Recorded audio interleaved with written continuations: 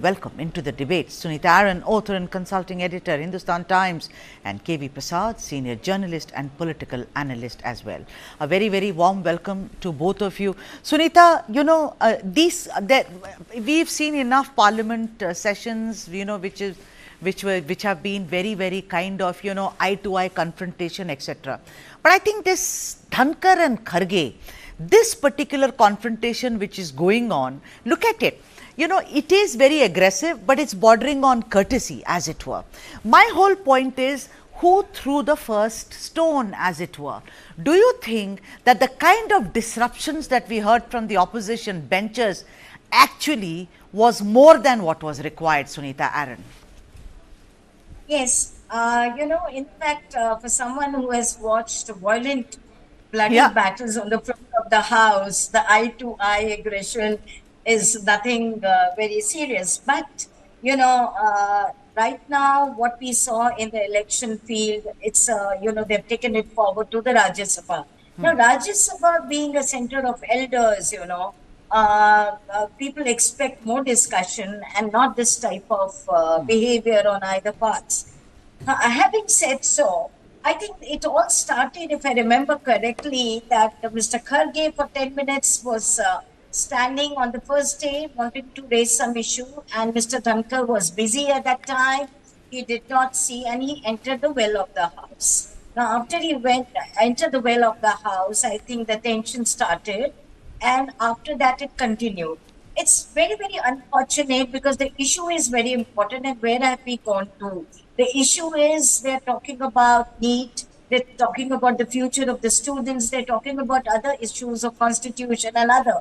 Whereas right now we are discussing the Varna system, whether a Dalit leader has been respected or whether RSS is the organization, as Mr. Kharge said, which is doing bad for the country.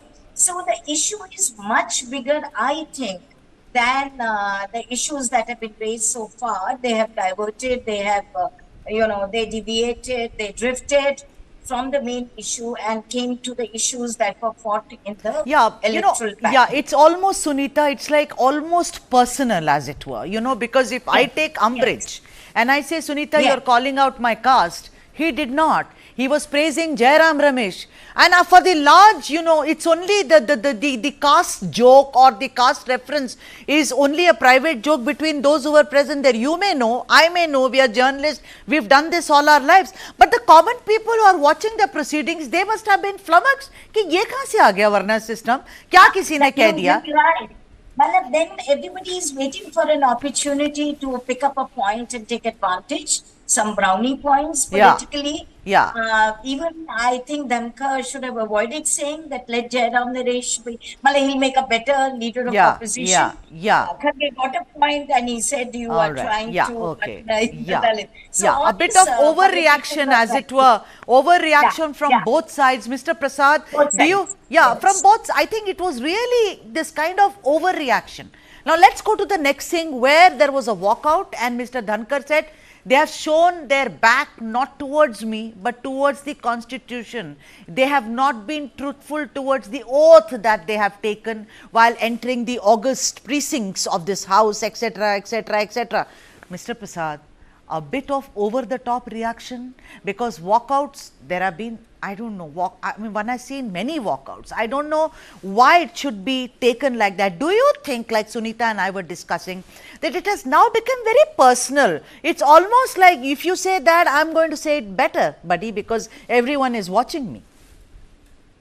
Well, to the first point, I think, yes, walkout is a legitimate device in parliamentary democracy, and it's been used many a time.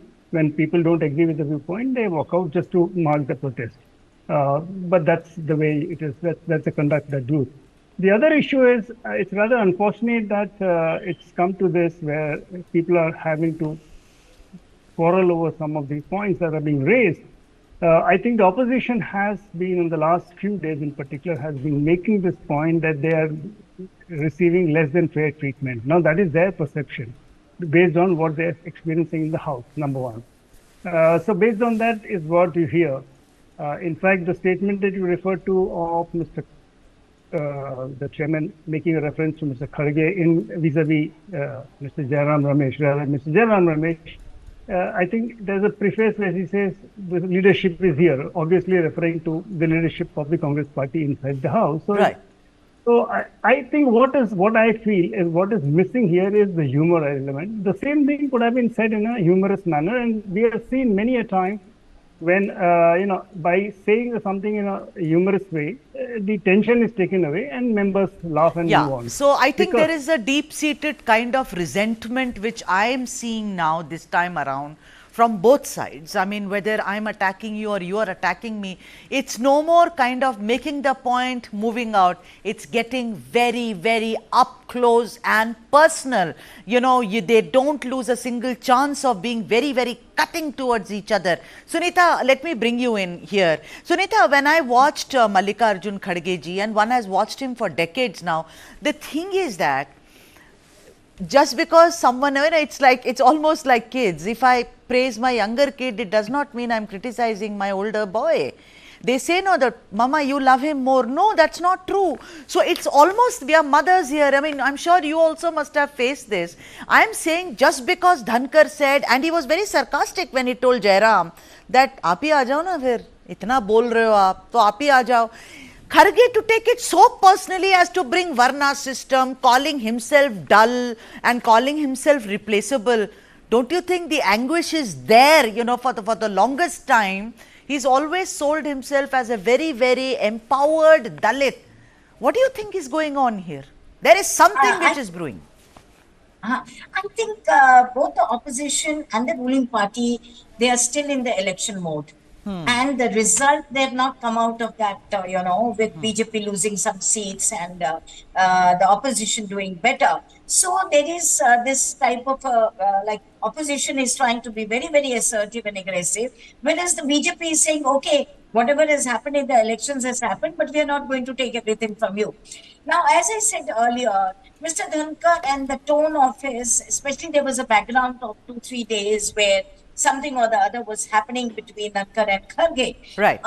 He could have avoided a comment like that. And even if, as my other co-partner said, that he could have said it in a different, humorous way, Kharge would have taken it differently, because Kharge is not considered to be a very angry person. No, He's yes. different. He's a very Very mature mild, guy. yeah. But it hurts also.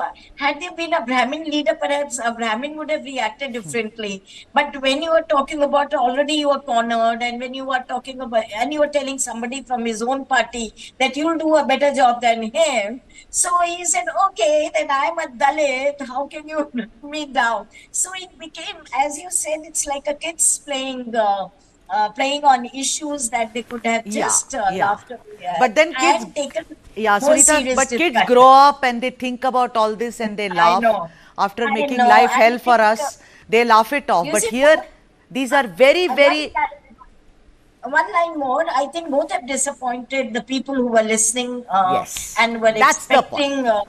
something That's from the the point. Rajya Sabha. You know, Mr. Prasad, what I find here, Mr. Prasad, is that this overreaction and over-the-top kind of commenting on each other, humor, you also suggested, and so did Sunita Aaron, there is no scope for. This is almost the knives are out.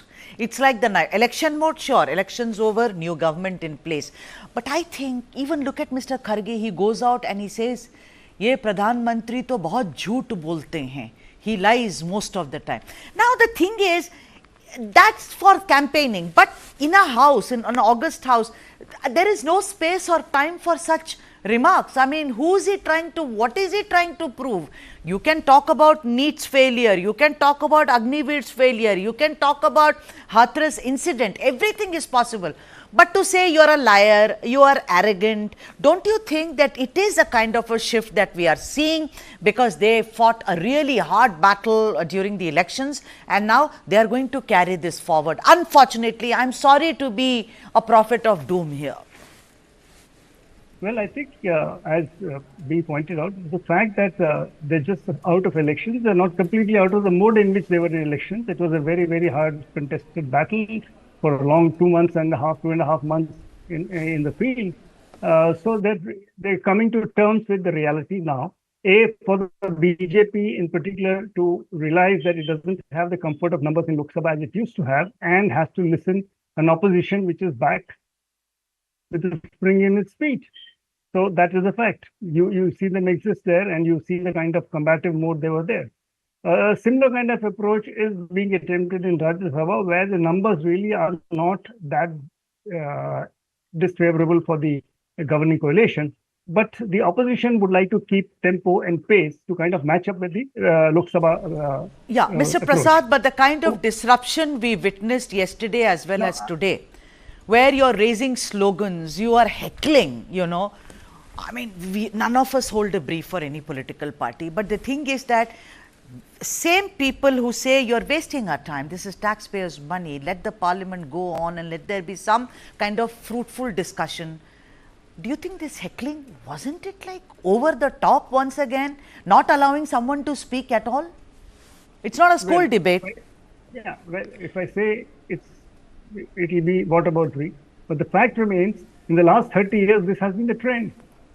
Parties in opposition continue to behave the way they do. When they come in the government, there's a different opposition. The parties which are in power go back to opposition and adopt these tactics, which is not, people are not coming out of it. This is an issue that political parties themselves will have to sit and decide how are you going to deal with this. This is happening time and again. I mean, there was a time when the Prime Minister rose to introduce his Council of Ministers, he was not allowed. There was a time when the Prime Minister was called names in a different era. If that is wrong, this is equally wrong. There's no way you can hold brief for either way. The point is, who will decide how it's going to run? The members of Parliament. It is their house. They have to decide that this is not palatable. The fact is, let me also put something which I noticed. Time loss is also made up by the same members of Parliament by sitting late. In this session itself, it has happened. They sat late, completed their agenda. So it's not that the time lost is there. They sit late to complete the agenda, and then as we move on, you will see a lot of work which is not in public domain or as not noticed is the committee work. Right. So we need to look at these things dispassionately. We need to get our act together. That's what Mr. Prasad is saying. Sunita Aran, I think this is being fought in the social media era, where a little thing gets magnified from my phone to yours, yours to someone else's, and it travels like that. So it's almost like round one, like in a boxing match, round two, who is winning this round? Do you think that it's being fought with that intent that, all these will be cut into small clips and they will be circulated so that you can show your strength and your heft? It is almost like they're gladiators. I think because, they'll keep the tempo high and this will continue, the clips will go around. And what worry me is the unparliamentary language that is being used. And, it's a street language that we are using and we never heard that. I remember listening to Atalji. It was such a pleasure listening to his speech, listening to his interventions also, the way he used to say in his own typical style. I've heard other leaders also. But the language that we are using, I think that is something which we should be careful about. All right. And on that note, let me thank both of you, Sunita Aran. Such a pleasure to have you on the show. As always, Mr. Prasad, thank you so much, sir, for making the time to join this show. Thank you indeed. It's time for a break, but when I come back, I shall be a South Indian. Wait on.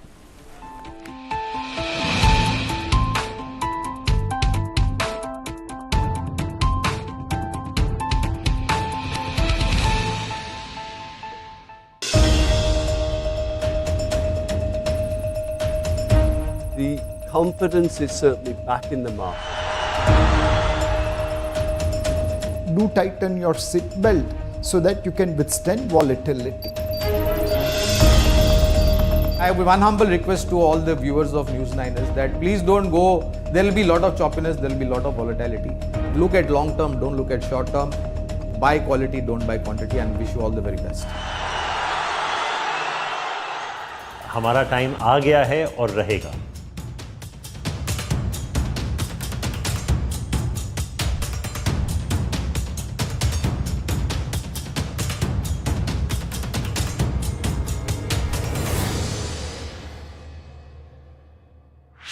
This and more. Streaming on News 9 Plus, news is now content. Subscribe and get free vouchers.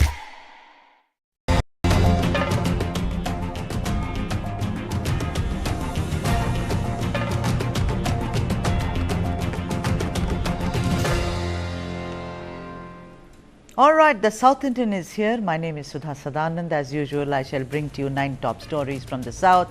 Let's begin with the first one. The BJP accuses Karnataka Chief Minister Siddaramaiah and wife Parvathi of involvement in 4,000 rupees land scam. Siddaramaiah denies charges and rubbishes them.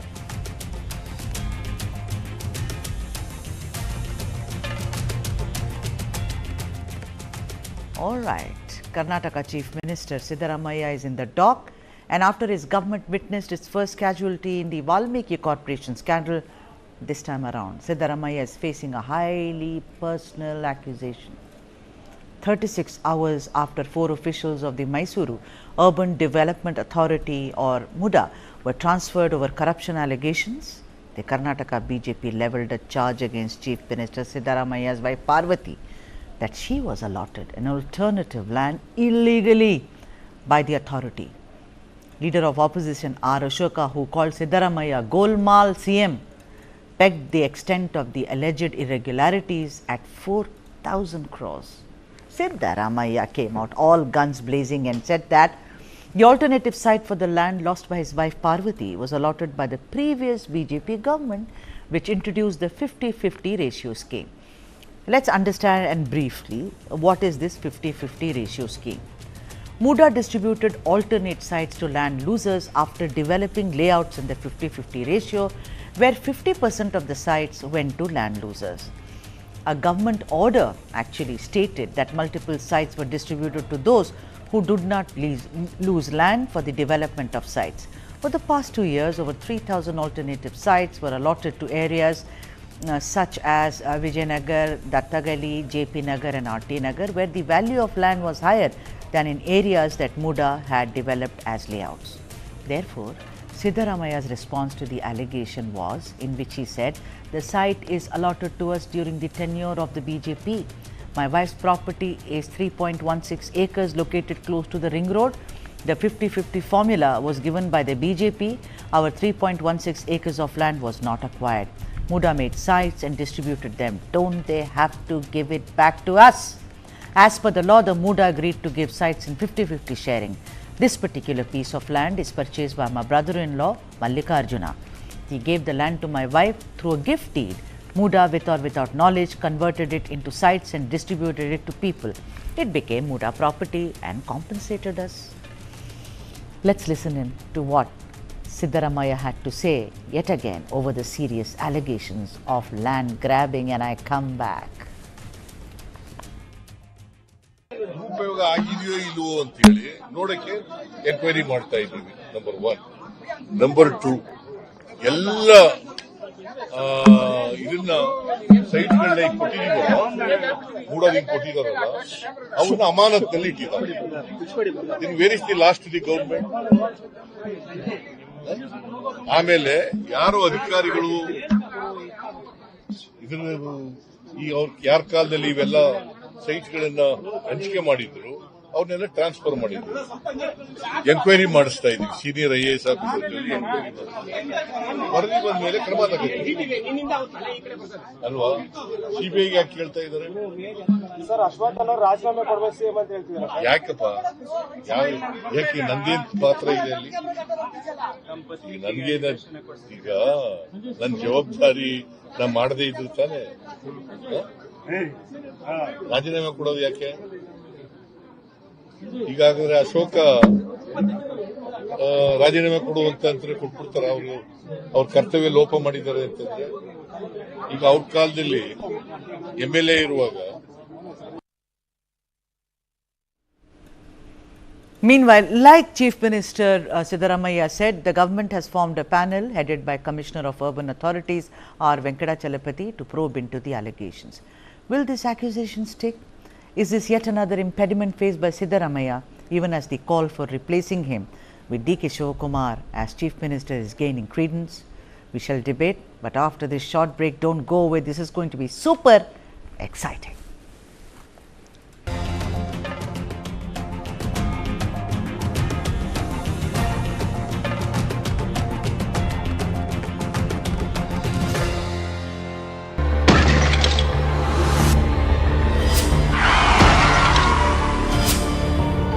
When we talk about India, unfortunately the country has the highest burden of road crash fatalities. तो लगभग 76% लोग pedestrians और two wheeler वाले हैं जिनकी death हुई है. While the highways are getting better in India, the local roads, the city roads, the town roads, these need to be improved.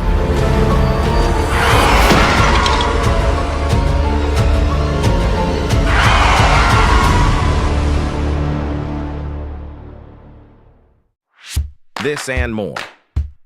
Streaming on News 9 Plus. News is now content. Subscribe and get free vouchers. जानना है तो देखिए, समझना है तो सुनिए,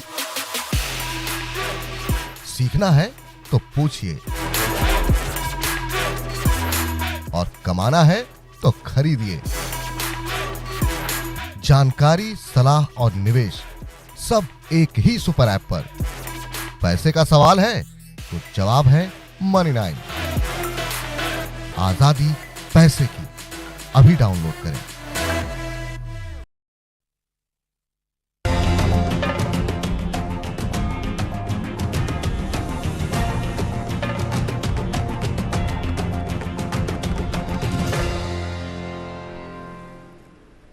All right, that's what we are talking about. We're talking about Siddaramaiah and his wife Parvathi are battling land grab accusations. Did the Muda allot land to Mrs. Siddaramaiah illegally? Let's debate. Satyaprakash, spokesperson for the KPCC, is here. Vijay Prasad, spokesperson for the BJP, also on the show. A very big thank you to both of you for making the time to join us. Let me come to Satyaji, to you first. Satyaji, tell me something. What is with this transfer of 4 officers in such a hurried manner? You know why? You always try to connect one with the other. I will also ask, of course, Vijay, all the relevant questions, but I'm asking you first that somehow it's very, very kind of fishy when you transfer 4 officials from the Muda. Good evening, Sudhaji. So you need to understand that that the opposition parties and few people, MLAs from Mysore, have said that Muda has allocated alternate sites in a wrong way. When such an allegation came, it is but natural that a commission of inquiry has been put up by the state government and the concerned officers have been transferred till the inquiry is complete. That is not all. The problem today is the BJP, in a hurry to paint Congress corrupt, are not doing the job that they ought to do. Their state president Vijayendra Yediyurappa and their leader of opposition Ashoka don't do their homework. Correct. Here, if they have some problem with the wrong allocation, they need to question the Muda. But here they are trying to say that the wife of Mr. Siddaramaiah, Parvathi ji, has got the sites in a wrong way, which is far from truth, which you yourself have reported. She lost 3.16 acres in Kesre, Mysore. The Muda, without giving adequate compensation or even informing her that they are going to acquire the land, made sites and sold it off, which is very wrong. And in the tune of 50-50 ratio that they have to give to the landowner. Right. Now they didn't have enough land in that particular site. They gave an option to Mrs. Siddaramaiah. Can we offer you land elsewhere? She agreed. And it was the BJP government who gave her land. And Mr. Vijayendra Yediyurappa and Mr. Ashoka, without knowing the truth, are simply calling. I hear you. Satyaji, I hear you totally. And I'm going to ask the BJP spokesperson. But when you transfer 4 officials, you knew that the Muda has been doing certain things, I'm not accusing them, which could be irregular. That's why you transferred those officials, sir? There was an allegation by few people, including the opposition. So what we did, what do you do when there is an allegation against any officer? We first transfer him so that he doesn't interfere into the investigation. So maybe it was illegal, allotting land to some people. I'm not saying Parvathi. I'm not saying, let me come back to you. Let him make his opening comments. Vijay Prasad, I want to come to you. It was your government, no, which started the 50-50 ratio. Today you say that illegally land has been allotted to Parvathi Siddaramaiah. and also, leader of opposition, Mr. Ashoka calls CM Golmal chief minister, illegal. Who gave these officers authority to do that? What kind of a, NOC did you get, etc., etc., etc. Are you saying that some land which is fertile, which is really premium, was given to Parvathi ji just like that without any process? Is that your contention? Yes, see, very good evening, Sudha. Hi. Sudha, see, the Congress and Siddaramaiah has crossed all decency and shame involving themselves and himself into the corruption. See, this is not the first case where Siddaramaiah has involved himself in corruption. See, we have a number of cases starting from Hubblo Watch episode, Arkavati Redo, and now a Muda episode.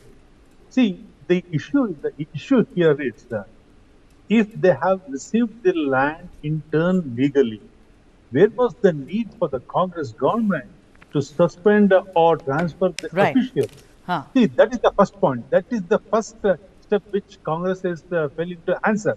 So that means Congress is hiding something. The second point, CM Siddaramaiah has given land in rural areas, given up the land, and got land in turn in a very prime posh locality of Mysore. Okay. See, we all know Siddaramaiah and Mysore, he has got very good connection. He is from Mysore, Not an inch moves in and around Mysore without his involvement. So this means to say he has himself involved in in this corruption. Corruption angle. That is not the case. That's not the only case. You got to hurry, Vijay. Vijay, I know. See, no, you are stopping my flow. So what is happening is that this is one of the corruption. If you go back to the same government, Valmiki Corporation corruption, Muda corruption. Right, you made your point. Satya Prakash, I think, Vijay, you know what? I do very crisp shows, sir. I don't have, let's speak, I would request you, I'm making a request to you, Vijay. Let's stick to the point. Let's not go to Valmiki Corporation, that's done. One minister has resigned, Nagendra. Let's stick to this. I would love to know the backstories of this. My job is to figure out what went wrong. Satyaji, I'm going to ask you this. One thing which really goes against this entire thing is, Siddaramaiah is from Mysuru, has a very close connection to Mysuru. When this was being done, he also said there is some gadbad, there is some galata which is going on. So let us kind of transfer these people. My point is, you are not just a very elderly statesman, but you are also the chief minister of the state. You mean to say he did not know? How do you know that more such premier land, which Vijay was describing, has not been given to several other people with great contacts and with the Congress party? How do you emerge, Satya Prakash, as absolutely clean from this mess which has been created by Muda? I will explain. The land was near Kesre. Kesre is within Mysore city. It is not a village in Mysore. And it is land adjacent to the ring road. It is not some other land. How did Muda take that land without the permission of the landowner? So the government of the day, whoever has done it, has done a false thing. And when you have taken land without even informing the owner, so you have to give compensation. Now, who has given this compensation? Is it Mr. Siddaramaiah's government which has given compensation? No, it is BJP government themselves who have given this compensation. But you know what, Satya Prakash, no one is so innocent, Satya Prakash. Come on. Siddaramaiah, whether in the opposition or whether he retires from politics, is a big guy. So maybe they did it because he's an important person. No, they will not do it for me. Will they do it for you, Satya? No, not for me. We are all ordinary. No, Satya. No, Satya. It doesn't work like that, Satya. I have seen. It is purely political clout. Satya Prakash. Law is same for Sudhaji, law is same for Satya, law is same for Parvathi Siddaramaiah also. Law doesn't differentiate between all three of us. And it is the BJP there is government influence. which has given The I word is influence. There was influence, and I'm going to Vijay Prasad. Vijay Prasad, your party started this BJP 50-50 ratio, where the land, if you lose land, then there is a system. And you say Mrs. Parvathi Siddaramaiah was given great land, premium quality, etc., etc. I am saying that's because she's Siddaramaiah's wife, I say. Siddaramaiah's grandson will also be given special treatment. Let's not forget, this is all eyewash. I want to ask you, what are you going to do about it now, considering that this has happened? Sudha, the issue here is that not 50-50 ratio what BJP government started. We started with a good intention. But having said that, it is the Congress government which is taking it to the next level of doing the corruptions in the land allotment. We have done the policy, no doubt in that. But the thing is, as I said earlier, Siddaramaiah being a very important politician in Mysore, he has got a hell of a lot of clout, whether he's in opposition or whether he's in the power. Okay, so these are the things which is quite questionable, and the way in which his family got the compensation, that is the questionable one. Will a common man like me, you, get this kind of compensation? Giving a land in rural areas and getting in a posh area? Let's come back to Bangalore. See, what I'm going to do is, Vijay and Satya, thank you for your patience. Wait, my colleague, Mohammad Wajiullah, has a ground report. Let's listen into what he says, and then maybe I can come back to this discussion. The BJP leaders of Karnataka were detained at the Sheshatipuram police station when they were out to protest against the Chief Minister Siddaramaiah with regards to two particular scams that they believe are happening in the state of Karnataka. One is the Valmiki cooperative scam, where close to 187 crore rupees was siphoned off from these cooperative banks, and the money was believed to be sent to various banks and individuals in Hyderabad. So far, in the raids that the police have done, close to 28 crores have been recovered. The rest of the money has to be recovered. So that is one scam that they were protesting. But the other scam that we are going to talk about is something that directly implicates the Chief Minister, what the opposition says. It's a 4,000 crore Muda scam, which is the Mysore Urban Development Authority scam. Now, what has happened in this is that the BJP claims that the Chief Minister has got land in the name of his wife illegally, despite the fact that he's supposed to get as per 30-70 ratio, but he has got land as per the 50-50 ratio. Now, if we ask the Chief Minister about this, the Chief Minister clarified, saying that there is no illegal process over here and there is no scam here. He got the land as per a legal process. Now, if we go at the backdrop of this and find out that the timeline of this particular property that we are talking about, in 1992, even before anybody had bought this land, Muda had notified it, and in 2010, the brother of Chief Minister's wife Parvathi, Mallikarjun, had bought this land and given it as a gift deed to Pavitra, who is the wife of Chief Minister Siddaramaiah. Now, Pavitra, after that, in 2015, the Muda had been notified and taken over these lands to build plot over it.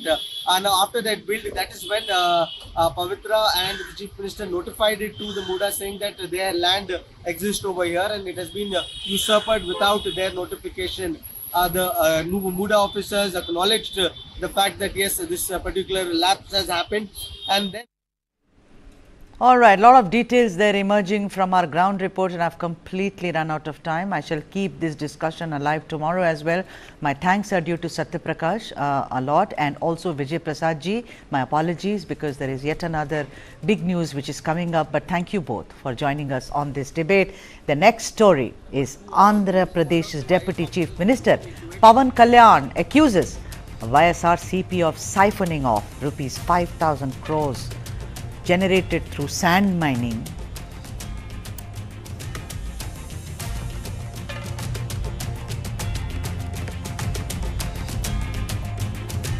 So this is our next story. The newly minted government in Andhra Pradesh, led by N. Chandrababu Naidu, has made one thing extremely clear and apparent.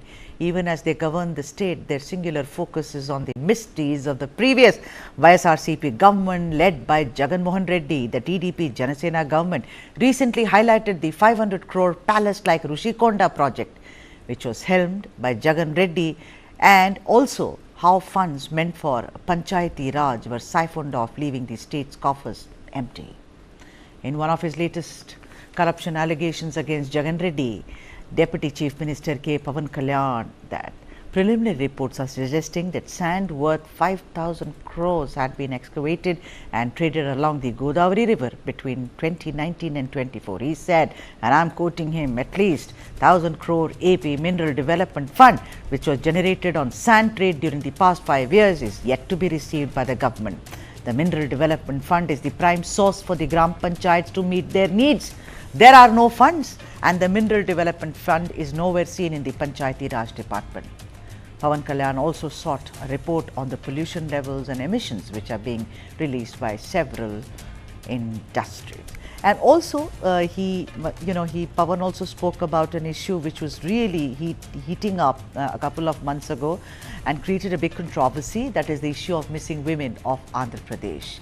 He said a special cell will be set up to see whether these missing women can be brought back. Let's understand what is this latest siphoning of funds actually means. Deepak Reddy, national spokesperson for the TDP, joins us live on the broadcast. So, Deepak, tell us, this 5,000 crores, namaste, the municipal fund, the Panchayati Raj, which is, he says, the panchayats are completely running empty. Decode it for the viewers. Let the viewers get a taste of what has been going on in Jagan Reddy's time. Very good evening, Sudhaji. The way it works is Government of India releases the funds directly to the panchayats. Technically, it has to go directly to the panchayats, and this is running into thousands of crores, both in the 14th finance and the 15th finance commitments. Right. So what has happened is the minute the funds come into the state government, they would not release the payments to the panchayats, and they would divert it to other schemes, other welfare schemes, or for other activities. So basically, the entire Panchayat Raj system of Andhra Pradesh has been made, dysfunctional. So the sarpanches would actually spend their own money because they are also elected representatives. So they would get abused by the people because they were not able to produce even the basic, work, get any sanitation done, or any of the basic things also could not be attended by them. And a lot of them have resigned, and there were a couple of cases which we came to our notice that they have committed suicide also. So that entire system of Panchayat Raj, which was a pride of Mahatma Gandhi ji, has been made irrelevant in Andhra Pradesh. Right. Deepak ji, I want to ask you that, the thing is that there are one accusation after the other. You also released a white paper on Amravati today, of course, the details of which maybe you and I will discuss tomorrow on the show. But the point is that money has gone out. Whether it's for Panchayati Raj, earlier Pawanji also spoke about it, the power star Pawan Kalyan, Deputy Chief Minister, today he's speaking about this. I want to ask you something. Somewhere, people have asked me to ask you this. Do you think that by getting those volunteers that, Jagan Mohan Reddy had started this, which of course you have discontinued, to deal with the people, do you think you are going to also investigate that? Because it could very well be that the volunteers, village volunteers, were also involved in this. Do you think that is also a possibility? Predominantly, I don't think the village volunteers were involved into the sand or any of these things, because they were just representing a link between the government and the people and giving the services. But what I would like to bring to your notice, Sudhaji, the minute the Jagan Mohan Reddy government came into power in 2019, they stopped the free sand policy, which was the earlier TDP government's policy. So anybody could take sand for free, and there were no charges, only the transportation is what they would pay. So typically a tractor, what was costing 1,200 to 1,500 rupees, shot up to 7,000 to 10,000 rupees the minute Jagan government has taken over. All right. And they stopped the supply of sand totally for 3 months. And we are actually calculating now the scam to be anywhere between 50 to 60,000 crores. Oh my is what they have looted, what they have looted from. Right. Each of the scams what Jagan Mohan Reddy has done is all into thousands of crores. Yeah.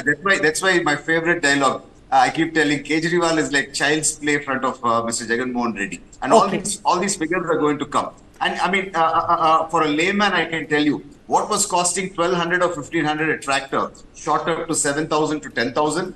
I mean, you can go into any little village and ask what they were paying. All right. This is the money. So How are you going to how are you going? Yes, of course, it's a huge gap, Deepak, but you have a new government in place. Also, corruption charges, you have to tide over the financial crunch.